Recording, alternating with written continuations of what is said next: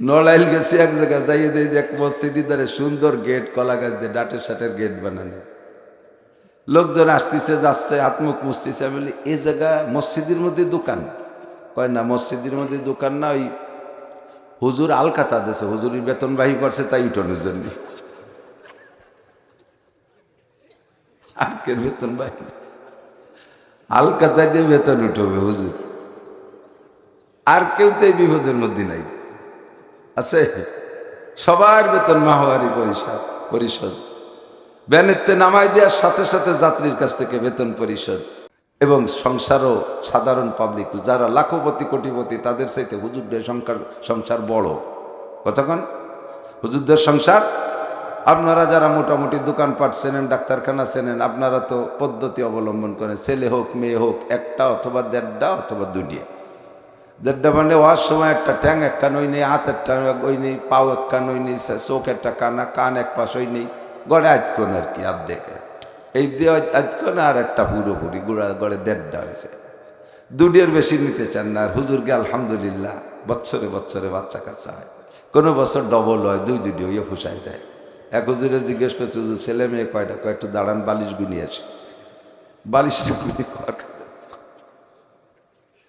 এই এত ছেলে মেয়ে মা বাপ সব নিয়ে 15,000 টাকা বেতনে হুজুরির মাথায় ঘুম তাই। এভাবে পরিশ্রম করে এরা দিনকে জিন্দা রাখতেছে। যেই হুজুররা এই কষ্ট করতেছে তারা কি ভ্যান চালাতে পারে না? ভ্যান চালানো ডেলি 500,000 টাকা কামাই করে। আর হুজুর জায়গায় মাদ্রাসায় পড়েছে। অন্য সব চাকরিওয়ালারা মাসে 1 মাসই চাকরি করে। মাসে কয় মাস? সব চাকরিওয়ালারা মাসে 1 মাস, মানে 1 মাসে 2 মাস। 1 মাসে তো 1 মাসই হয়। 1 মাসে 1 মাস চাকরি করে। আর হুজুররা 1 মাসে 3 মাস চাকরি করে। সবাই ডিউটি করে 8 ঘন্টা, 8 ঘন্টা ডিউটি করে বাড়ি চলে যায়। আর হুজুররা ডিউটি করে 24 ঘন্টা। তাহলে 8 ঘন্টা করে ডিউটি করলে 1 মাসে যদি 1 মাস হয়, তাহলে 24 ঘন্টা ডিউটি করলে 1 মাসে কয় মাস হয়? 3 মাস হয়। 1 মাস চাকরি করে 30, 35, 40, 50, 60, 70, 1 লাখ, 1.5 লাখ, 2 লাখ, 5 লাখ, 7 লাখ, 10 লাখ টাকা বেতন, আরো বেশিও আছে, এরকম জানি খবর। আর 3 মাস চাকরি করে বেতন পায় মোটো 8,000, 10,000, তারপরও বেতন বাকি। মসজিদের ইমামকে তো পিরাই বেতন বাকি।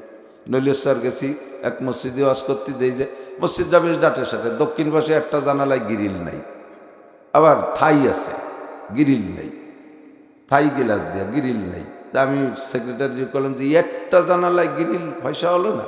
কয়ে না হুজুর, ওটালে ইমাম সাহেবের জন্য খালি রাখছে। ইমাম সাহেবের জন্য খালি মানে কয় বেতন করি দেয় না, শেষে চলিয়ে যাওয়ার সময় একটা কিছু তো চুরিয়ে নিয়ে যেতে হবে, পয়েন্টে যাবেন, এই জানলাটা খোলা রাখছি, মাইক টাইক সেট টেটারটা নিয়ে বেতন টেতন ফুসাইয়ে যাতে চলে যেতে পারে। নড়াইল গেছি এক জায়গায় যাইয়ে দেয় যে এক মসজিদের ধারে সুন্দর গেট, কলা গাছ দিয়ে ডাটের সাটের গেট বানানো। লোকজন আসতেছে যাচ্ছে, আত্মুখ মুছতেছে। আমি বলি এই জায়গা মসজিদের মধ্যে দোকান? কয় না, মসজিদের মধ্যে দোকান না, ওই হুজুর আলকাতা দিয়েছে, হুজুরের বেতন বাহি করছে তাই উঠানোর জন্য। আর কে বেতন বাহি? আলকাতায় যে বেতন উঠবে হুজুর, আর কেউ তো এই বিপদের মধ্যে নাই আছে। সবার বেতন মাহওয়ারি পরিষদ ব্যানেতে নামাই দেওয়ার সাথে সাথে যাত্রীর কাছ থেকে বেতন পরিশোধ। হুজুরির বেতন 3 মাস, 4 মাস, 6 মাস, 8 মাস। আমার মাদ্রাসায় তো 40 লাখ না 45 লাখ টাকা বলে বেতন বাহি হয়েছে, তার 20 লাখ টাকাই আমার। আল্লাহ!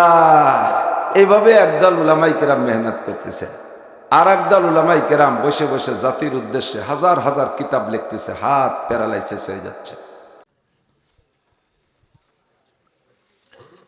ঐতিহ্যবাহী কুদালিয়া হামিদিয়া মাদ্রাসা এতিমখানার উদ্যোগে আয়োজিত 67তম বার্ষিক হজ মাহফিল।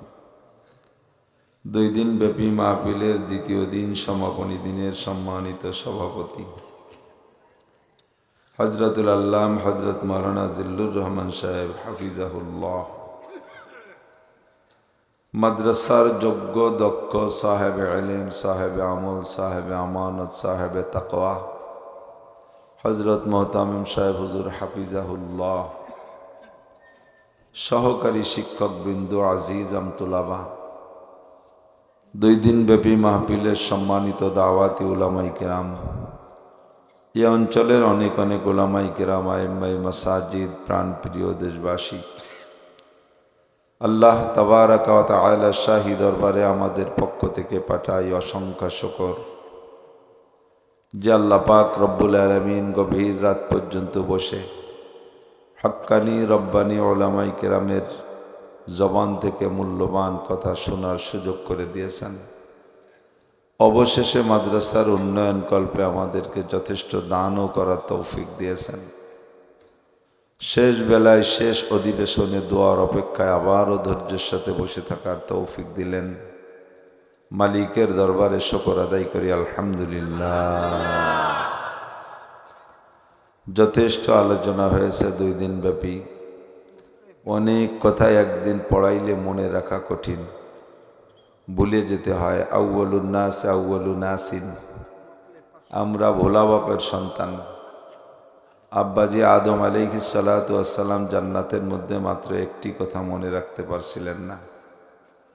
শয়তানের ধোঁকায় কথাটা ভুলে গিয়েছিলেন। বাপের যে স্বভাব আর যোগ্যতা হয় সন্তানের মধ্যে তার কিছু না কিছু আসে। তো বাপ একটা ওয়াজ মনে রাখতে পারে নাই, আমরা ছেলে পেলে পোলাপান এই হাজার হাজার ওয়াজ কীভাবে মনে রাখবো? ভুলে যাওয়াটাই স্বাভাবিক। এজন্য উলামায়ে কেরাম প্রত্যেক বছর মাহফিল মিলাইয়া আমাদের স্মরণ করিয়ে দেন। এর নাম আল্লাহ পাক বলেন ওয়াজাক্কির ফাইন্না যিকরা তানফাউল মুমিনিন। জানে না এমন কোনো কথা মানুষের এতদিন পর্যন্ত বাকি থাকার কথা না। কুদালিয়া বহু উলামায়ে কেরামের সমাগম। আমাদের এই অঞ্চলের ভিতরে সবচেয়ে বেশি উলামায়ে কেরাম কুদালিয়া গ্রামে। এই এলাকার পাবলিকরা যা জানে অন্য এলাকার মৌলবীরাও তা জানে না। কাজেই আপনাদের অজানা তেমন কিছু আমরা নিয়ে আসতে পারি না। শুধুমাত্র স্মরণ করায় দিয়া আলোচনা করা, মুজাকারা করা ছাড়া আর কিছুই নাই। আর বক্তা সম্রাট, বক্তা ইন্ডাস্ট্রিজ কুদালিয়া চলে গেছেন হজরত মৌলানা শামসুল হক শাহ হুজুর রহমতুল্লাহ আলাইহি। চলে গেছেন হজরত মৌলানা রুহুল আমিন সাহেব হুজুর রহমতুল্লাহ আলাইহি। চলে গেছেন হজরত মৌলানা সিদ্দিক শাহ হুজুর রহমতুল্লাহ আলাইহি। বহুত বড় বড় আলেম ছিলেন এরা। আমরা তাদের সামনে একেবারে চুনোপুটি। বর্তমানেও বিদ্যমান আমাদের আজকের মাহফিলের সভাপতি সাহেব ভাইজান যখন বক্তা, আমি তখন শ্রোতা মাঠের। কাব্বারানি মৌতুল কুবারা, বুড়োরা মরি আমাকে বুড়ো বানাইছে।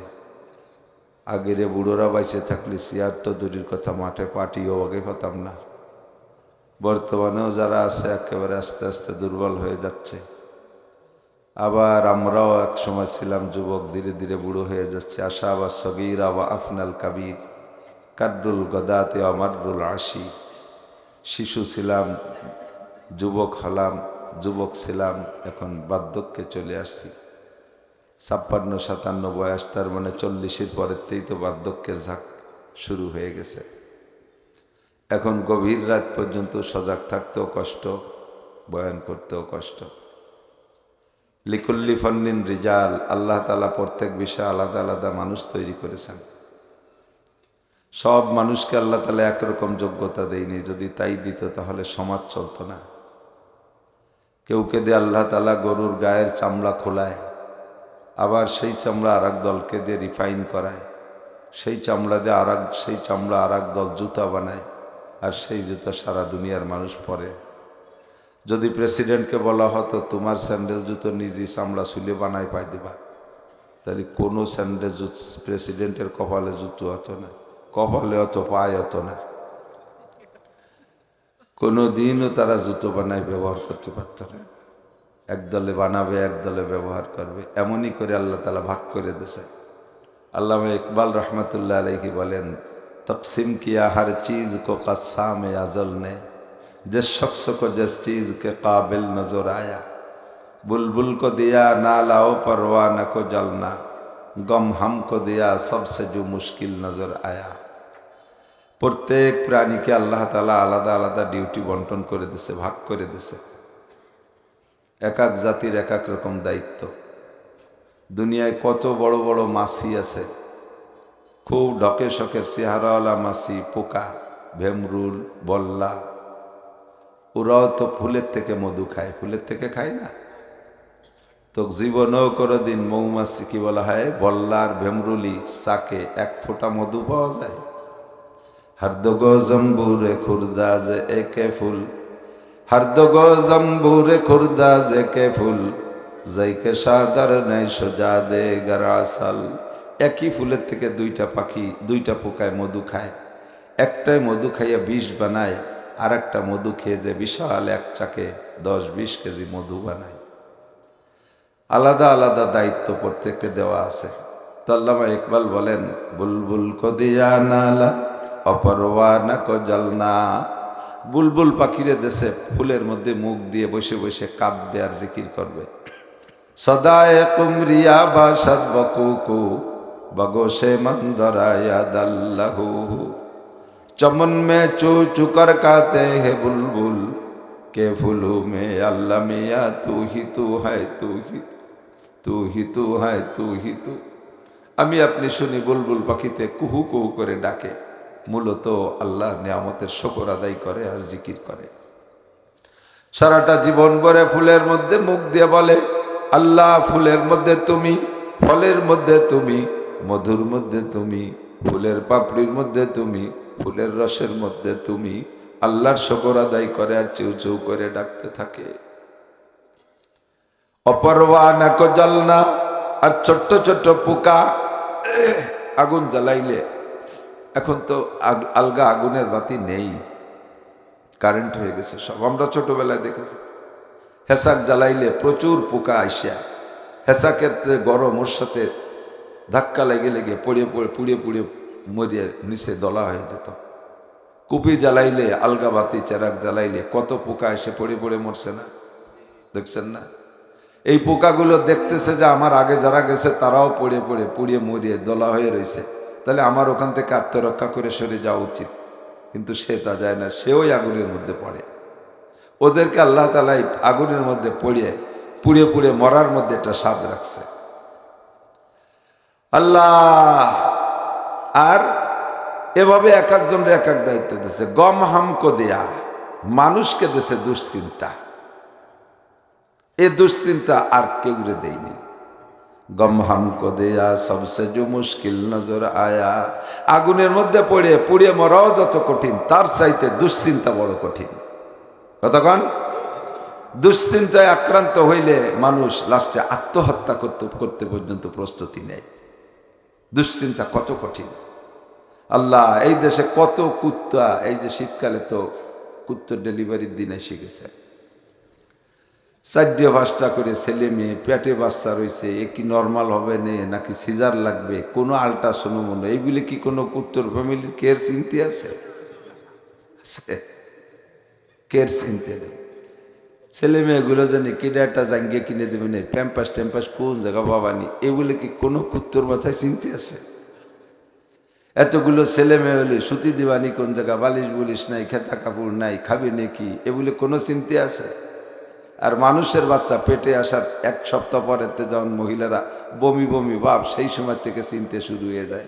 ভ্যান চালায়, রিক্সা চালায়, কিসেন বেছে, কোদাল কোপায়, তাও পয়সা গুছায়, যদি সিজার লাগে শেষে যাবানি কোন জায়গা, এমনিতে বাসা বান্ধা শুরু করে দেয়। কত চিন্তা, হাজার হাজার লক্ষ লক্ষ প্রাণী ডেলিভারি দিচ্ছে, অথচ কের মাথায় সেই চিন্তা নাই। আছে এক সিরিয়ালে 50টা গরু বান্ধা রয়েছে, একটা একটা করে কুরবানির সময় জবাই দিয়ে যাচ্ছে। পরে যে তার সিরিয়াল, ওই মুহূর্তে তার মাথার মধ্যে অত চিন্তা নাই।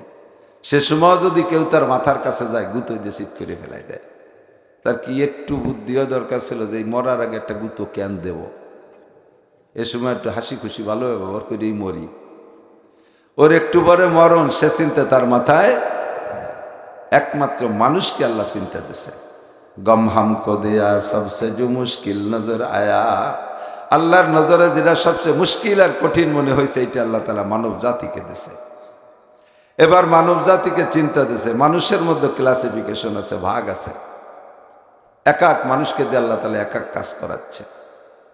সব মানুষ যদি হযরত মাওলানা জিল্লুর রহমান সাহেবের মতো হতো, তাহলে কুদালির বিল ইরিদান লাগাতো কিডা? এরকম ডাঠের হুজুর ইরিদান লাগায়? কেদা মাহানুর বইতে পায়জামা কালা হয়ে যাবে না? ইরিদান লাগানো একদল, বড়দান লাগানো একদল, ক্ষেত খামার করার একদল, গাড়ি চালানোর একদল, ভ্যান চালানো একদল, ট্রাক চালানো একদল, মেম্বার হওয়ার জন্য একদল, চেয়ারম্যান হওয়ার জন্য আলাদা দল, সব জায়গায় আল্লাহ ভাগ করে রাখছে। এবার ভাগ করতে করতে একটা দল হুজুর বানাইছে। এই হুজুরকে মধ্যে আবার ক্লাসিফিকেশন, একদল হুজুর মসজিদে ইমামতি করবে, ছোট্ট একটা